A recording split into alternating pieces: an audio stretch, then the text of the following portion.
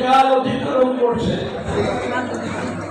নির্বাচন হবে কি হবে না একটা সন্দেহের মধ্যে দেশবাসী প্রহর করছে। অনিশ্চয়তা এবং সারা দেশে মানুষের জীবনের নিরাপত্তা,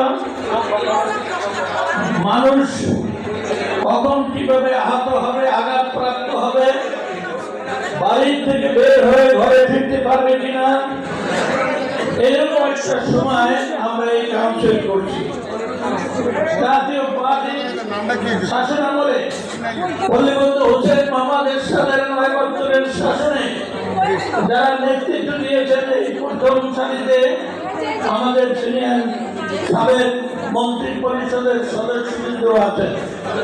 আমাদের সময় কোন মায়ের কোন খালি হয় নাই, আমাদের সময় কোন বিধবার কান্না শোনা যায় না, আমাদের সময় মায়ের কোলে শিশু হারিয়ে গেছে, একটি গুলির আওয়াজ শোনা গেছে, ভয়ে সেই শিশুটিকে আমরা দেখেছি যে তার জানাজা হয়েছে।